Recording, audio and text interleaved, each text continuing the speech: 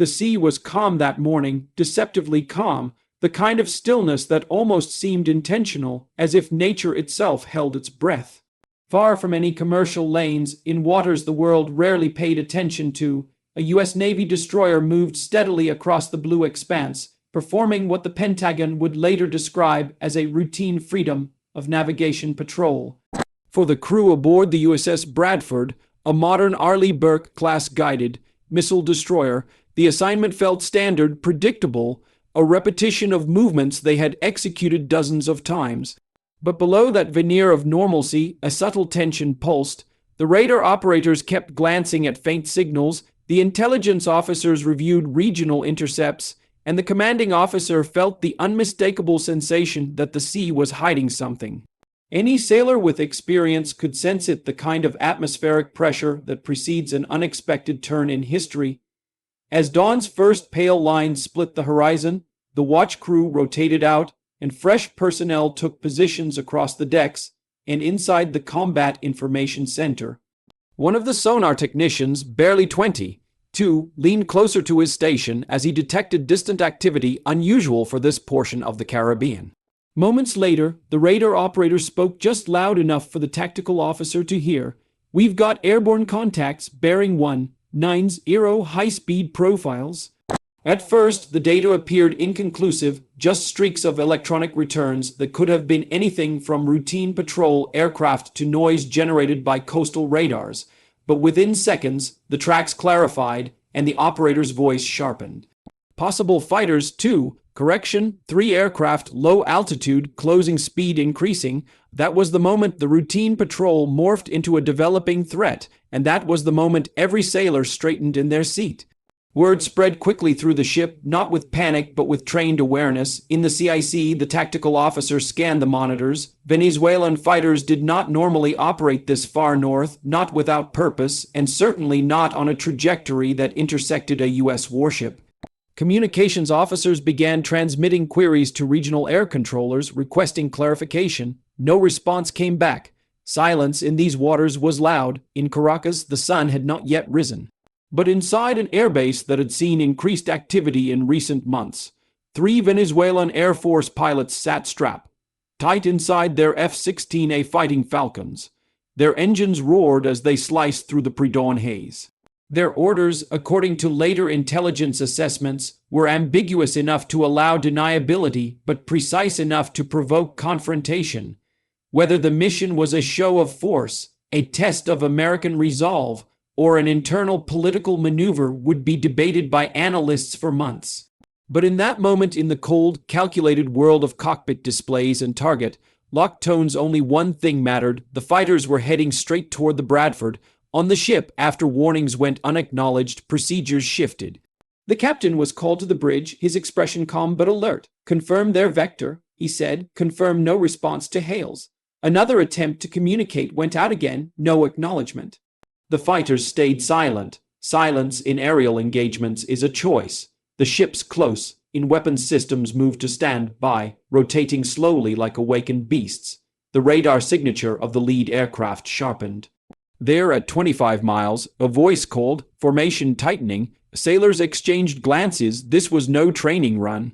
The first sign that the incoming aircraft had escalated the situation was subtle, digital, a shift in the electromagnetic spectrum detected by the destroyer's electronic warfare suite. "They're painting us," EW reported, meaning the fighters had engaged targeting radar.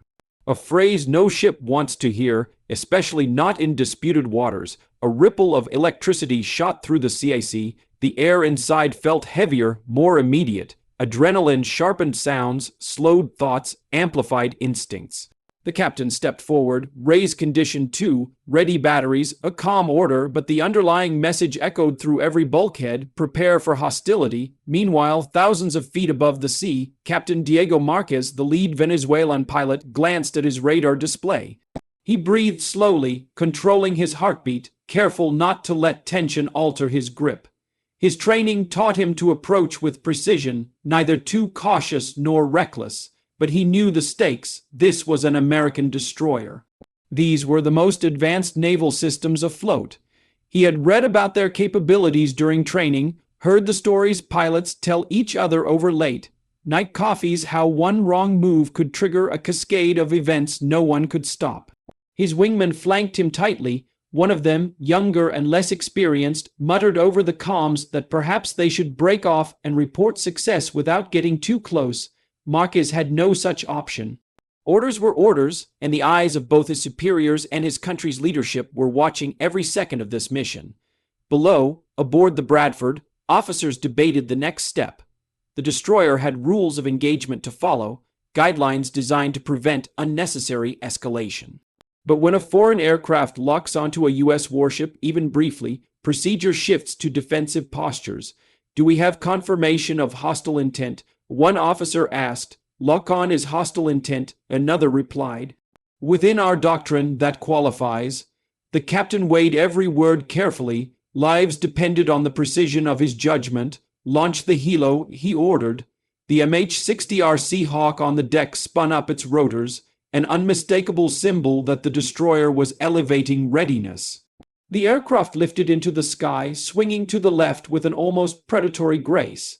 The three F-16s continued their descent toward lower altitude, closing the distance. Their land-based radar support was out of range, leaving them reliant on their own systems.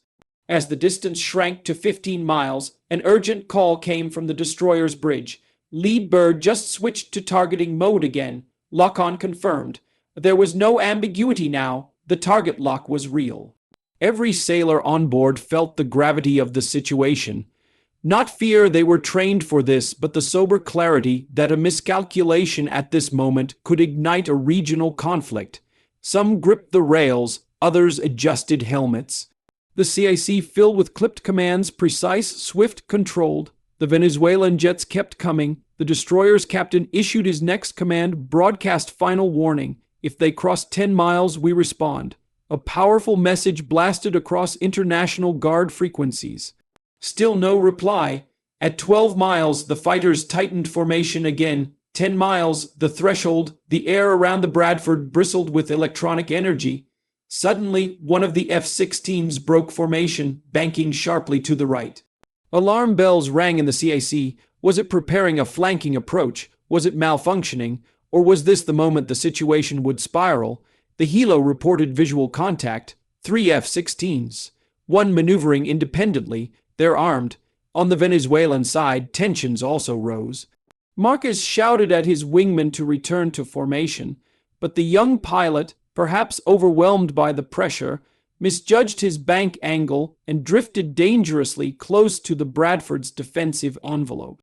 For a split second, the destroyer's automated threat assessment system identified the maneuver as aggressive, triggering internal alerts only overridden manually by the tactical officer.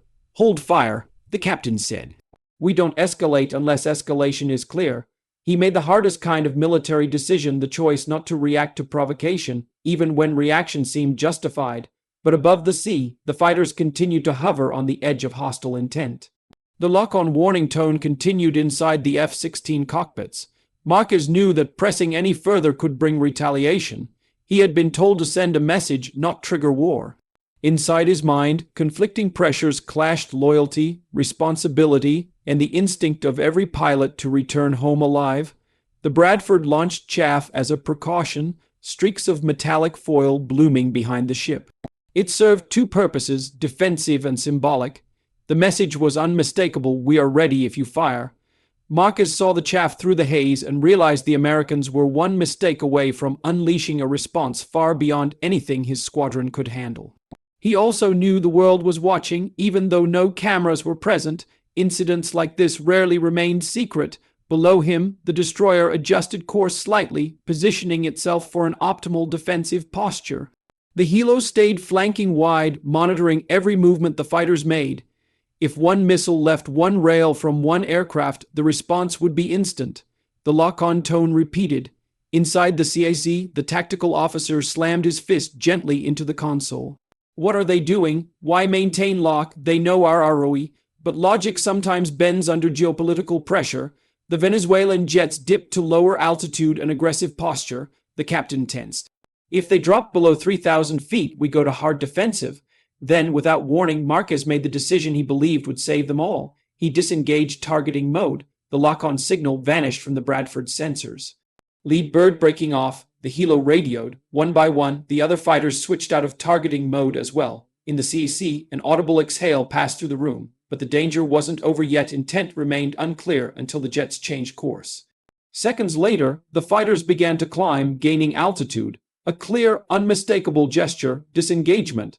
The three F-16s banked away from the Bradford, returning to Venezuelan airspace.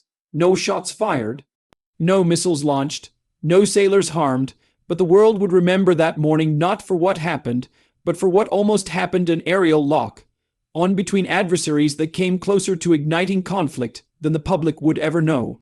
As the destroyer continued its patrol, communications re-established, and the crew shifted back to steady operations, the events replayed in every mind. Was it political posturing, a test of resolve, a training maneuver gone too far?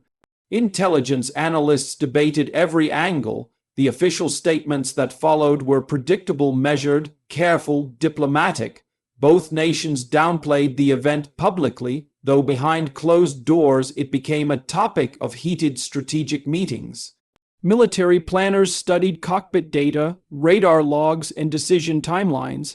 One miscalculation, they realized, could have changed the course of history, and so the sea returned to silence, as if the confrontation had never happened at all. But to the men and women aboard the USS Bradford, and to the Venezuelan pilots who flew dangerously close to the edge, that morning remained carved into memory. A reminder that in the modern world, war can begin with something as small as a radar lock-on. A reminder that peace often hangs on the decisions of a handful of individuals in the span of a few seconds. A reminder that even in an age of satellites, missiles, and global intelligence networks, the world can still turn on human judgment, courage under pressure, restraint in chaos, clarity amid confusion. Some would later say the incident was inevitable, part of the shifting tides of geopolitics. Others believed it was a warning, a signal that the balance of power in the region was changing. But the truth, the real truth, lay somewhere more human, in the cockpit of an F-16 where a young pilot struggled between pride and fear, and aboard a destroyer where a seasoned captain chose not to fire. History does not always announce itself with explosions. Sometimes it whispers through radar tones. Sometimes it unfolds in the space between two decisions, one to lock on and one to hold fire, and in that narrow space, entire futures can be shaped. The USS Bradford continued its mission. The Venezuelan fighters landed safely. Life moved on, but deep beneath the surface of official reports and diplomatic language, a quiet understanding lingered. The world had witnessed the thin line between demonstration and disaster. The crew of the Bradford dispersed across the deck as the sun climbed higher. Some talked quietly about what could have been. Others remained silent, staring across the shimmering horizon, contemplating the invisible chessboard that governs international relations. Even those who had not been directly involved felt the gravity of the moment. Far away, in a briefing room filled with maps and intelligence sheets, analysts replayed the radar feeds repeatedly, searching for clues, intent shifts, political motivations. They mapped timelines, reconstructed maneuvers, scrutinized lock-on duration, and compared doctrine. Every detail mattered because incidents like this have a way of repeating, and lessons must be learned before repetition becomes catastrophe. Marquez, back on the ground, removed his helmet slowly. His legs trembled slightly as he stepped down from the ladder, adrenaline still coursing through veins. He tried not to show it, but his crew chief noticed. Pilots are trained to mask emotions, but near misses have a way of breaking through even the most hardened demeanors. He debriefed quietly, carefully choosing each word. Some questions he answered with technical precision, others he deflected with caution. Deep down, he knew he had made the right decision in disengaging, but he also knew his superiors wanted something bolder, something that echoed louder in political circles. He gave them what he could without sacrificing the lives of his wingmen. As the day ended, the world remained unaware of how close the morning had come to spiraling into international crisis. Analysts drafted early reports, commanders submitted operational summaries, diplomats prepared carefully phrased statements. But the sea, indifferent to human tensions, continued its rhythmic movement, as if nothing had happened at all. Still, the memory lingered. And in whispered discussions in military corridors, within flight, ready rooms, and aboard ships preparing for next deployment, the same question continued to echo: how long could such confrontations remain bloodless? How long before a lock-on escalated into a launch? In the years to come, the incident would be studied in war colleges, referenced in geopolitical analyses, and cited as an example of brinksmanship in modern military operations. But for those who lived through it, the event was not a lesson or case study. It was a visceral reminder that peace depends not only on treaties and strategies, but on choices made in the crucible of tension. A choice not to fire, a choice to disengage, a choice to return home. Those choices held the world steady that day. And somewhere in the vast, indifferent expanse of the sea, the USS Bradford cut through the waves, carrying with it a story, one that would never be recorded in official history books with full detail, but one that would live on in the memories of those who witnessed the moment the sky locked onto the sea and then chose to let go. Night settled over the Caribbean with a depth that felt almost unnatural, as if the ocean itself wanted to bury the memory of the morning's standoff. A faint orange line lingered on the horizon, swallowed slowly by the rising dark. The USS Bradford cut through the water with unwavering precision, its wake glowing faintly under the ship's running lights. But inside the vessel, the mood had changed. The crew was quieter than usual, conversations lingering on what-ifs rather than daily routines. In the Combat Information Center, the Night Watch team monitored radar screens with renewed vigilance. The slightest flicker of an unidentified contact now carried a heavier weight. Every beep, every sweep of the radar arm, every coded message that came through the encrypted channels felt amplified. The tension had not disappeared, it had simply gone deeper, settling into the bones of the ship like an invisible companion. In his cabin, the captain spent several moments in silence before reviewing the incident report. He rubbed his temples, the exhaustion beginning to seep through. Command at higher headquarters would want precise details, timestamps, maneuver patterns, lock-on duration, electromagnetic signatures. These reports mattered. They shaped foreign policy, dictated posture, and influenced future deployments. But as he recorded his account, he felt the burden of something far larger than documentation. He had witnessed firsthand how narrow the margin had been. A single misread maneuver, a single trigger press, and the world would be living a different reality right now. He closed the file and looked out at the window toward the dark sea. Leadership was often measured in medals and achievements, but real leadership, the kind that never made the news, lived in the decisions that prevented disaster. While the Bradford sailed deeper into the night, thousands of miles away in Washington, a small team of analysts gathered around a table lit by blue-toned screens displaying satellite tracks and radar telemetry. They dissected the incident with clinical precision. The lock-ons lasted between 4 and 6 seconds each. One analyst noted, another pointed to the altitude changes. This wasn't a simple show of force. That break-off maneuver almost triggered a defensive response. A senior intelligence officer paced slowly. We need to determine if this was intentional or the result of deteriorating discipline among their pilots. He paused, because intent changes everything. Meanwhile, in Venezuela, the political machine was turning just as rapidly. High-ranking officials debated how to frame the event publicly. Should they boast strength and nationalism? Should they deny the lock-ons ever occurred? Should they blame the Americans for violating territorial airspace even though they knew the destroyer was in international waters? In politics, narrative outweighed truth, and in military confrontations, perception often shaped reality. Marcus sat alone in the pilot's briefing room, still in his flight suit. He stared at the flight replay screen, watching the vector lines of his aircraft and the destroyer's path intersect and diverge. Moments replayed in his mind, the lock-on tone, the chaff burst, the radio silence, the murmured concerns of his wingmen. A young pilot entered quietly and placed a cup of coffee beside him. "Sir," the pilot said softly, "did we do the right thing?" Marcus exhaled slowly. "We returned home alive," he answered. "Sometimes that's the only right choice you get." The pilot nodded, though the uncertainty didn't leave his eyes. Across the ocean, aboard the Bradford, a handful of sailors gathered on the deck during their off hours. They leaned on the rails, gazing out at the moonlit water. "You think they'll come back?" one asked. "Probably not." Another replied, "After today, I think they know we won't hesitate next time." Or a third sailor added quietly, "Maybe they think we hesitated too much." Silence followed. That was the kind of question no one wanted to answer. Below deck, in the ship's small mess hall, conversations drifted around the tables. Some joked lightly to break the tension. Others spoke in low tones about their families back home. One sailor, who had been on the radar station during the lock-on, stared at his untouched food, trying to shake the relentless loop of radar beeps still echoing in his head. It felt like time slowed down, he said to a fellow operator. Like every second stretched into minutes, that's what happens, the other replied. Your brain tries to make sense of danger, but the part that sticks with me, he continued, is how close we came. One wrong move and he snapped his fingers. History changes. In another part of the world, international journalists scrambled for information. Rumors began circulating on defense forums, whispers of a confrontation that officials were reluctant to confirm.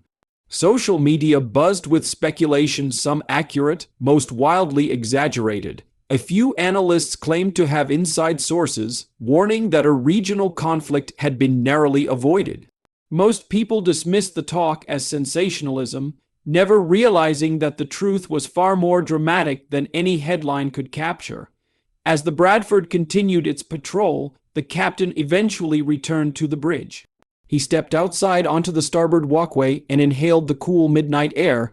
The sea stretched endlessly in every direction, calm and dark, indifferent to the fragile tensions playing out on its surface. He stood there for several minutes before one of his officers joined him. Sir, the officer asked, do you think they'll escalate again? The captain thought carefully before replying, if they do. He said, we'll be ready, but what concerns me isn't just what they might do, it's what one mistake from either side could cause. War doesn't always start with an intention. Sometimes it starts with a misunderstanding. The officer nodded. We got lucky today. No, the captain corrected softly. We didn't get lucky. We made the right decisions. Far away in Caracas, Marquez walked out onto the tarmac alone. The night air felt heavy.